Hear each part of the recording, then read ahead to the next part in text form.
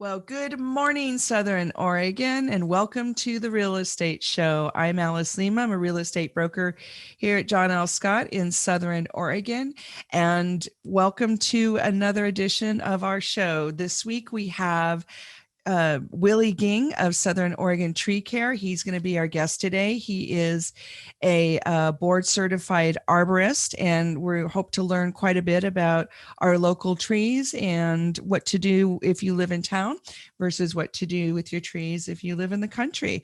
So this has been a really interesting week again in Southern Oregon real estate. We've had a little more stabilizing. We're going to talk about that in our Market Watch segment at the end. So stay tuned for that. But one of the things we've noticed is that the fire that we had up in the Bootleg area is depending on the wind change is not really affecting us that much because of the smoke. But I did hear from some of my real estate friends back east in the Boston area that they actually had such a big waft of smoke that it was affecting their real estate. So very, very interesting dynamics with the weather and the wind. We're seeing more and more properties come on the market this week. The temperature of our weather is going down, which is kind of nice. We still have a lot of buyers out there looking for property, and we still have water problems. You know, our ditches are getting shut off. People are conserving in town, and we're going to be having some of our state of Oregon water people and local water people on our real estate show here in the next few weeks to help educate us and get us through some of those situations that we're going to have to deal with until the fall rains come. So one of the other things we've noticed is that we have a lot more luxury properties coming on the market. So we have over 80 properties now in that over 800, 900 $1,000 price point. So for Southern Oregon, that's where the line is drawn for quote unquote luxury properties. And so since the prices are stabilizing now, it's going to be harder for those folks to get their properties sold, especially if they're irrigated properties and they may not have as much water because irrigation does help the price point. So we've got lots to talk about. We're going to have Willie Gingg of Southern Oregon Tree Care on next, and then our Market Watch segment at the end, talking about the local statistics. So thank you to Rogue Valley Association of Realtors for sponsoring us. Thank you also to John L. Scott and Guy Giles Mutual of Omaha Mortgage. So do not touch that dial. We have a great show for you today. We'll see you in just a quick minute.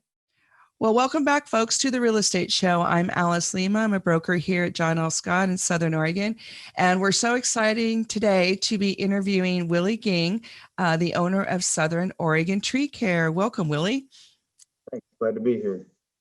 So one of the interesting things that I run into frequently when speaking to people about buying or selling or maintaining their home is there's a lot of opinions about what to do or not do with trees. And having spoken to some of your folks at Southern Oregon Tree Care, I got quite an education because there's actually a real science to taking care of trees in your yard. Sure, yeah, there's a lot of biology behind what you're doing. Alex Shigo says one of the best things and one of the worst things you can do is pruning on a tree.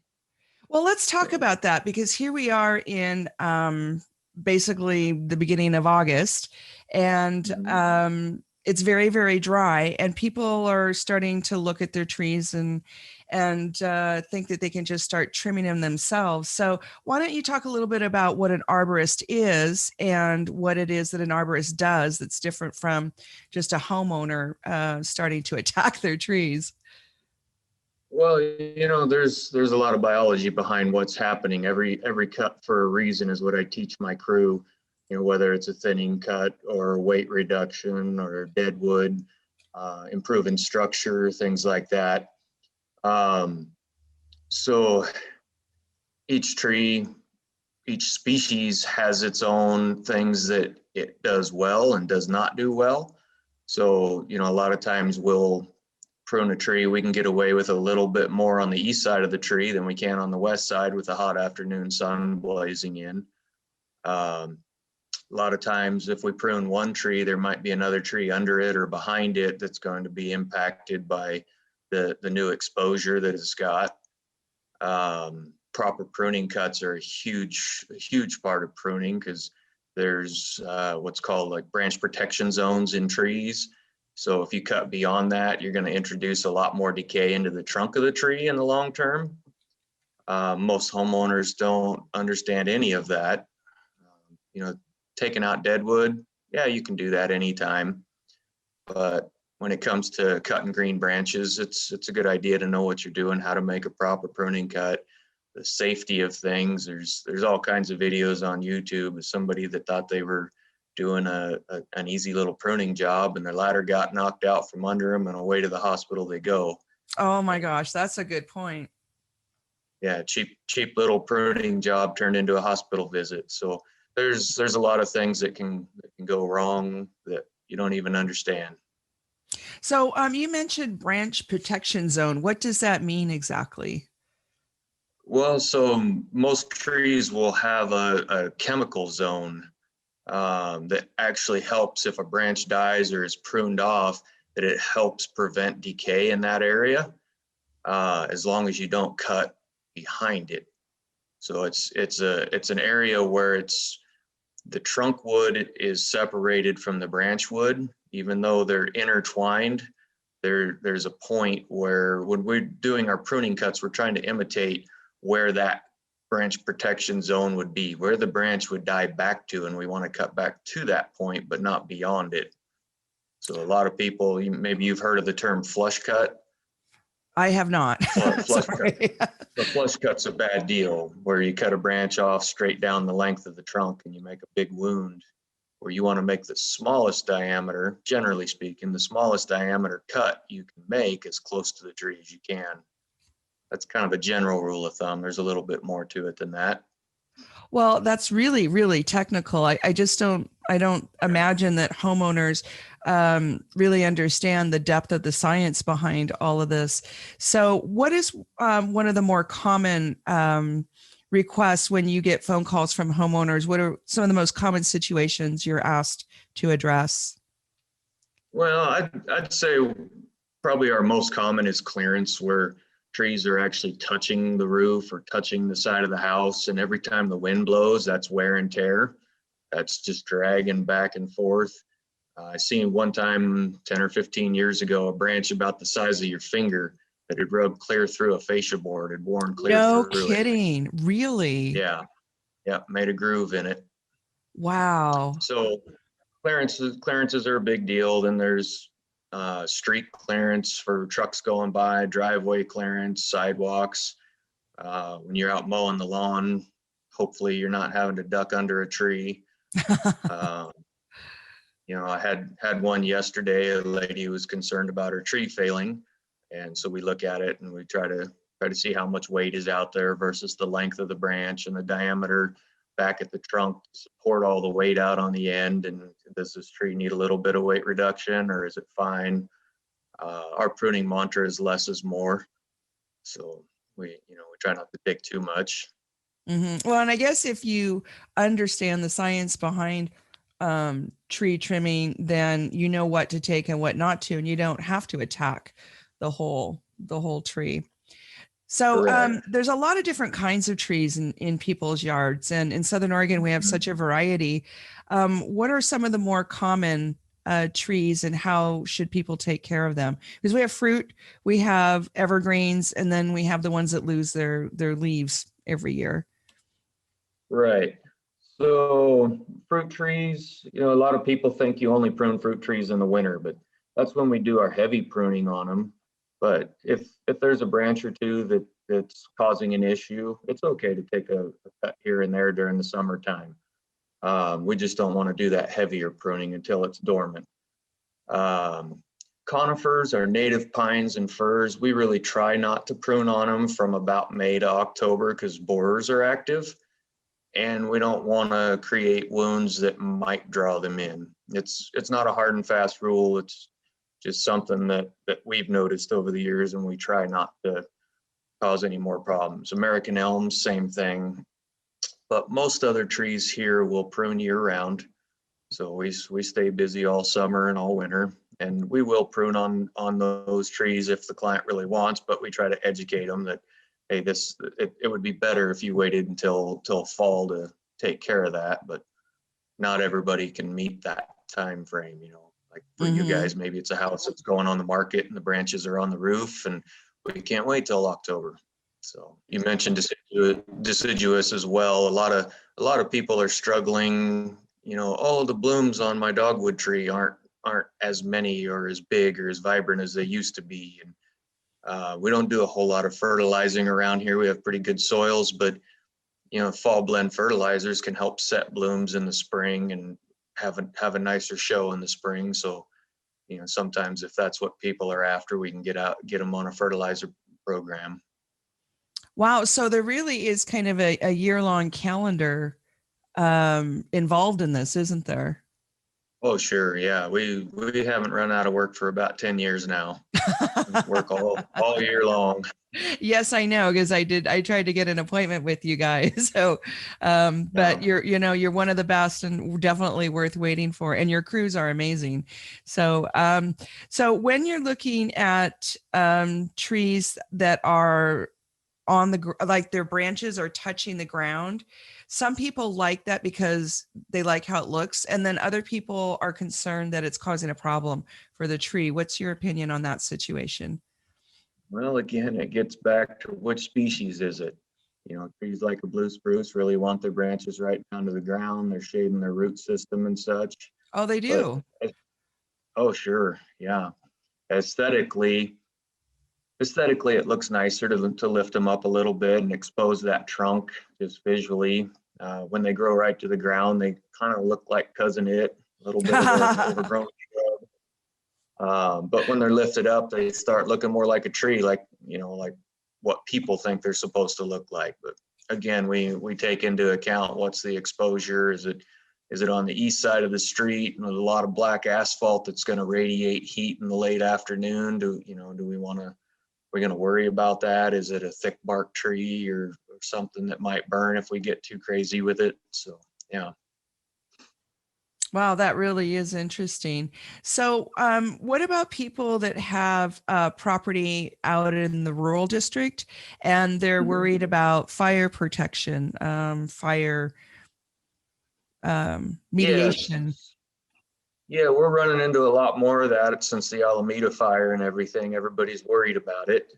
Um, and I tell a lot of my clients that's not a defendable type of a fire. You know, many of my clients, I've said, look, if we clear cut your property and pave the whole thing, you probably still would have lost your house if it was in line with that fire.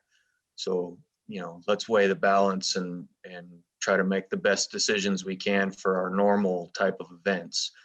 Um, we've got an excavator with a flail mower. We can grind up poison oak and brush up to 3.5 inches diameter, so we can go out and help people with fire fuels reduction work. Ladder fuels, I think most people around here are familiar with those terms. We do a lot of clearing around homes and such, you know, pulling bushes out that are right up next to the house, or raising the trees up so they're 10 to 15 feet over people's homes. And then the ladder fuels further out. So Wow, so I didn't know you did brush clearing. yeah, we do. Mhm. So when you're dealing with poison oak and things like that, how do you get rid of it? Well, first round is usually, especially if they're large shrubs, first round is getting out there and grinding it down. And then when it comes back, then use of different types of herbicides. So, which we don't get into that side of things, but you know, we'll chat with clients about it. But you can't do anything when you got 10, 12 foot tall shrubs that are 8 feet around and pure poison oak. Yeah, I don't think So people realize how big poison oak can get, and they will yeah, think it's some kind of other plant, not realizing it's actually a giant piece of poison oak. right. So when So you have, so maybe like, do you do any Like if somebody's considering buying, especially a rural property, do you offer kind of a walk around so that all the plants can be identified? Yeah, I would be careful with the word all, Okay. but we do a lot of consultations with folks where we walk around and we can chat with them. Our focus is on trees. We know a lot of the shrubs just from overlapping, but landscapers are usually more into the smaller types of plants. So Hmm. we can't identify everything out there, but we can get out and talk to people about what they've got and what the potential for the tree is. A lot of people, they come out and they go, man, my tree is so big. And I tell them that wouldn't even make a branch on a mature one. That Oh, tree's got a long ways to grow. And so, yeah, so a lot of times that's nice to have identification. A lot of times we can figure out, oh, there's an issue with this tree, or irrigation needs to be changed in this setting, or, oh, that plant doesn't look good. Maybe we might need to get into some fertilizer, things like that. yeah, just knowing, how big something's going to get because it might already be too close to the house. But we've got to take a quick break here. We're talking to Willie Gingg of Southern Oregon Tree Care.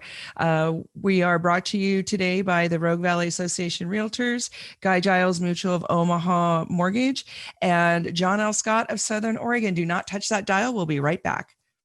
Well, welcome back to the Real Estate Show, folks. I'm Alice Lema, broker John L. Scott here in Southern Oregon, having a really great conversation with Willie Gingg, the owner of Southern Oregon Tree Care. And you are a arborist. You are a licensed, Board certified, certified. board certified arborist. Yeah. And that's different from just a homeowner who goes and buys a saw at Lowe's and then starts trimming their own trees. So one of the things we were talking about during the break was the concern we have about our water situation here in Southern Oregon. What is your opinion about what people should do and not do right now? Well, so we're getting a lot of people that call us up, and when I come out, their trees are looking really droughty, and they're worried about their well isn't very strong.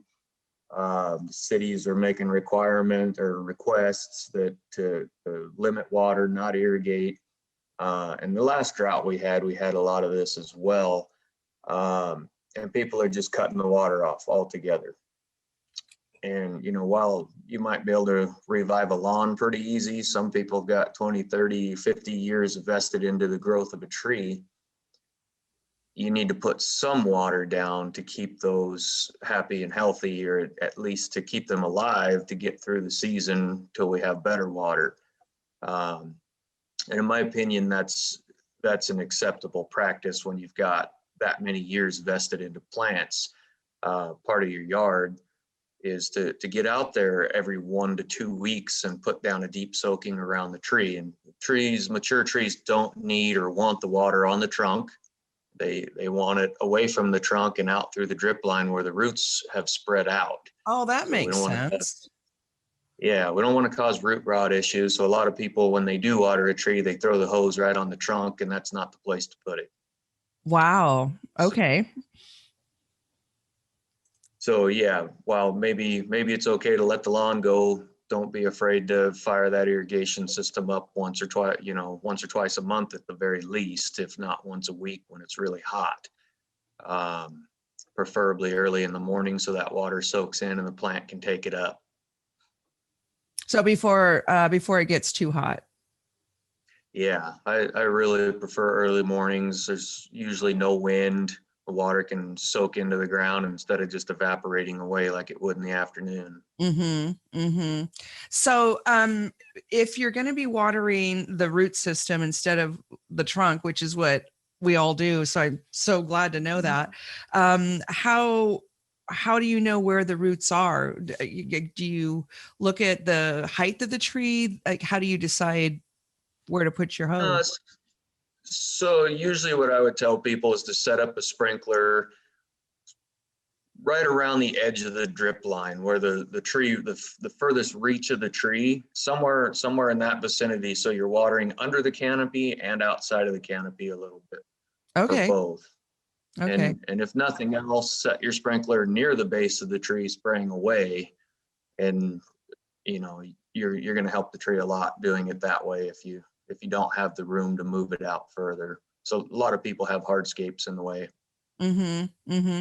And so, and you're thinking like just every 2 weeks, just do a deep soaking? Yeah, I think 1 to 2 weeks is good when it's really hot. Every 2 weeks to a month if it's, maybe high 80s, low 90s. So get in that 100-degree weather, and that's brutal on plants. Yeah, yeah, it really is. And boy, they look like they're suffering just like the rest of us. Yeah. So, in town, when the city is getting more involved with how much water you can use, how do we compensate with our trees, especially if they're fruit bearing, something like that? Hmm. How do we work with the city's Well, limitations? one rule of thumb that I would use is regardless of what they say, if they're still applying water in their parks and their greenways and keeping everything green, you should at least be able to use a minimum amount of water for your mature plants. That's a good point. I didn't think of that. So Yeah, kind and of. that's Mhm. we see that pretty regularly. Most municipalities will ask you to cut your water and they don't. Okay, so we could kind of follow their lead. Um, and then on the we have so many people that have their own fruit trees, and I don't mean to keep harping on that, but I get so many Sure. questions about how to take care of them. So when you're in a drought situation, um, and you've got minimum water, is there anything else you can do to help those trees? You know, most homeowners that have fruit trees in their yard, their fruit tree is not going to take that much water. Ah, So, you've got a crop that you're trying to raise. I will also go back and say most homeowners don't use all the fruit that they're growing or hardly any of it, honestly. aha, So if you're really not going to make much use of the fruit, then okay, dial back, get conservative on it. A lot of people are just letting the fruit hit the ground and it rots away, or they pick it up and throw it away, or they might eat an apple or two off of their apple tree. But for the people that are actually out there and trying to maintain their trees, they're pruning them, they're out thinning fruit and actually making use of the fruit, and yeah, a fruit tree doesn't use that much water. I feel like it's as justifiable as having a garden. that is a great point for sure. So if you're not using it, it's hitting the ground, then don't worry so much about it. Like you said, if you're just Right. going to eat one apple, then let's stop worrying about the water. So the other question that came up was emergencies. So let's talk about what Southern Oregon Tree Care does for emergency work and what hours you guys are available. Well, so we're we're generally available normal business hours, Monday to Friday. We have an emergency forum on our website because nobody's answering the phone on the weekends. I try to respect my employees' time and have the weekend off. If we're expecting a huge storm, then I might chat with the office manager and see if she can take the phone, on a weekend. But it's pretty rare. We've got this emergency contact form that pops in an email into my phone, and then I can call around and check on the crew and see if I can pull a crew in to take care of a tree on a house or blocking a driveway, things like that. Crew's actually out today over by RVMC, and they've got a big ash tree that's splitting and hanging over a house that they're going to have to get mitigated Oh before no, it splits and comes down. yeah, how did that happen? I'm guessing it was in some of our recent windstorms. It started splitting and has just slowly um, worked its way until the homeowner finally realized that, oh, there's a big split up there. It's not the easiest place to see, so I'm kind of surprised they actually seen it, but it's a pretty big split. So we've had a lot of emergency call outs this year with the winds that we've had. Mm-hmm. Most of our emergencies are in the winter, but we've had quite a bit of summer work this year. Mm-hmm. Mm-hmm. Now, these to avoid emergencies, what should people look for before there's a crisis? so they can call you. Well, yeah, just to have us out. Like I mentioned, that client yesterday worried about her tree, and we can kind of come out and take a look at things. And well, this tree looks pretty heavy, and this particular species is prone to splitting, or prone to uprooting, things like that. And we can discuss pruning for end weight reduction, where we get out and actually do some thinning out on the ends of the branches to alleviate the strain further back. Yeah. So when people are buying houses and they're walking around the property in the yard, do you have any pointers what they should look for that might alert them to a future problem? Yeah, if you got mushrooms popping up at the base of your tree, we should probably have a look at that to identify what it is, in case it could be a sign of root rot. So it may just be a random mushroom out there too, but if it's one of our root rot species, that could be a sign that, hey, we may need to take this tree down. We may need to examine more. We may just need to retain and monitor. So, Wow, I didn't know that. Mushrooms could be a sign of root rot. yeah, it's the flower of decay. So yeah. Yes, yes, it is. I've never heard it called that before. That's because I'm not a biologist. So what about when people are looking at the trees in the yard and some of the branches are a little more bare? Like how big of a deal is it to have a branch that looks like part of it is dead? Again, back to the species is, what's the species? Is it normal to be a little bit thin there? Some of our maples will get verticillium wilt or a type of a Phytophthora. That could be an early sign, early fall color. Some of our red maples, if they're starting to turn fall color right now, or even into early August a little bit, that could be a sign of a disease in the tree. Our birch trees, we've been losing birch trees around here for 15 or 18 years to an insect. And so it could be early sign that tree has been attacked by the bronze birch borer. So, and any number of things. That's, you say a tree with a branch that's thin, and we kind of got to get out and identify what kind of tree is it, and what's the setting. Oh, was there construction damage on that side 5 years ago? Oh, that could just be decline from root impaction or root cutting, things like that. So is that root cutting? What is root cutting? Well, say there's a tree that's been growing there for 30 years and somebody wants to put an addition on the house, and they come in and they excavate to put a foundation in, or maybe that 50-year-old plumbing got plugged up and needed to be dug up and replace the pipe underground, and they just cut right through a root system. Mm-hmm. We see that pretty regularly. Yeah. So can that be done without hurting the tree?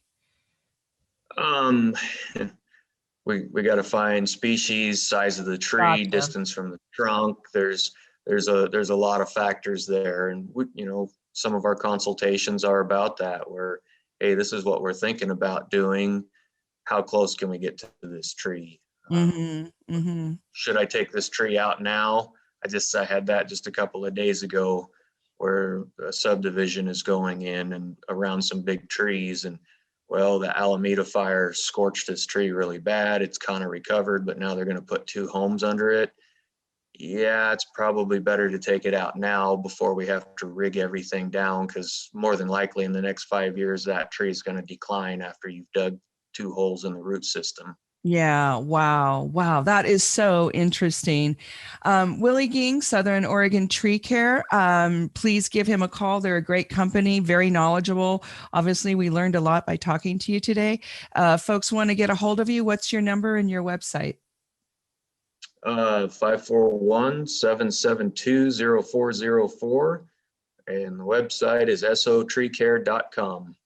Great. Well, Willie, thank you so much. I know you're frightfully busy. We had to do this interview dark 30 just so that you could have time to go get your crews out. So thank you again. Why don't you give us the phone number one more time?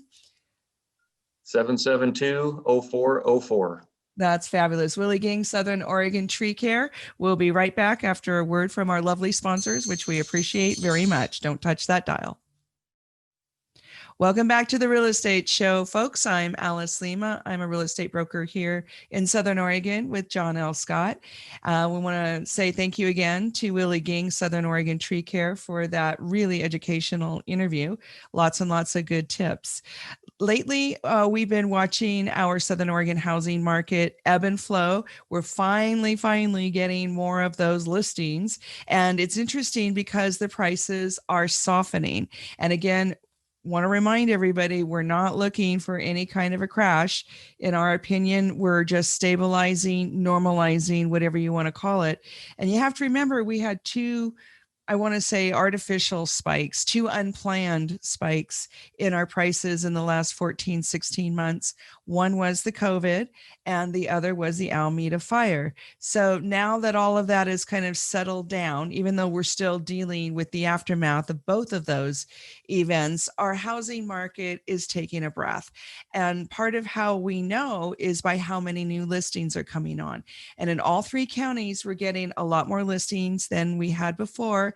And the listings are coming in at the lower price points. This is a really important moment to recognize that if you were wanting to sell your house, we probably missed the spike, but that's okay.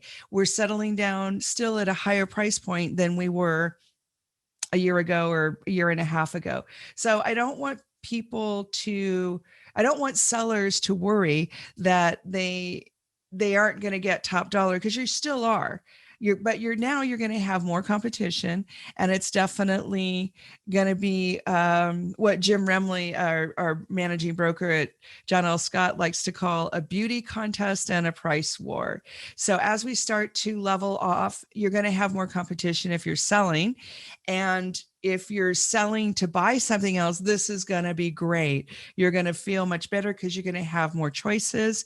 A normal market, when you're writing offers and trying to purchase another home while you're selling your house at the same time, when you have more choices, the sellers of the home you're purchasing are likely to be more gracious about accepting your contingency to sell your home or to wait till it's sold, where 6 months ago, not so much. So as markets change, it's not only about what we call the price war, it's also about having other terms be acceptable that you possibly, as a buyer, could not get away with before. So as we get to a more even keel, and just a reminder, a normal housing market is 4, 5, 6 months to sell a property, not 4, 5, 6 minutes. So as we start to normalize and the days on market gets a little bit longer, more properties come on the market, the prices get a little more settled, you'll have the ability to ask for other things as a buyer. So if you're selling, please start, looking for this in your offers. You're going to see more contingencies to sell a home. You're going to see more requests for closing costs. You'll see more requests for your stuff. So as markets level off, buyers get a little more bold because they can. They know that there's more competition out there. So we just don't want the sellers to be surprised or outraged when you get offers that are a little bit lower and then they're asking for more things. One of the other possibilities is that when you're selling your home, the buyers may want you to be out sooner. They may want you to be out as of the close of escrow, where even just 90 days ago, when we wrote offers, we were giving sellers like a free week, sometimes longer. We were giving sellers time to find another house. So just watch, because that kind of leniency and graciousness from the buyer's side could start to go away, in addition to the prices settling down. But we're thinking that we're actually going to have more transactions. And this is just our prediction as real estate people, more transactions in the next 6 to 8 months than before, because having a shortage of inventory, having too few houses to sell, can also create kind of a a slower market, if you will, because people just don't have that many choices. So we're looking for the market to actually pick up a little bit, but in a little more of a relaxed sense, because the frenzy, the urgency will subside a little bit. Now, I'm not saying that buyers can just sit back and do nothing, because you will miss out on the best of the best properties. So, and we're seeing, especially in these lower price points, and by lower price point, I'm saying in Jackson County, under 400, under 350, in Josephine County, probably under 350, under 300, and in Klamath County, under 300, or right around 250, although 250 in Klamath County buys you a really stellar property. So, but as the market starts to relax a little bit, it does not mean that the buyers can just go to sleep and not write really good offers. The properties are still selling. The ones that are financeable, that smell good, that look good, and are a good deal, then those are still going to have multiple offers, and they're going to sell quickly, especially in the lower price points. So we don't want the buyers to get, we don't want them to sit back and not act when they have a house come on the market that really does meet their needs, because a normal market does not make it a buyer's market. A normal market just means it's a little more equal. The power is a little more equally distributed between the seller and the buyer.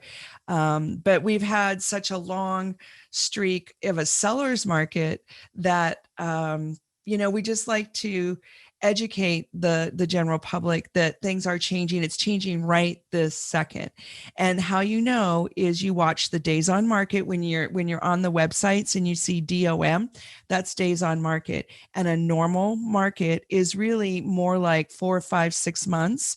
So that would be 120 to 180 days. So we're starting to see where we were having houses sell in a week or less. Now they're taking a month or 2 or 3.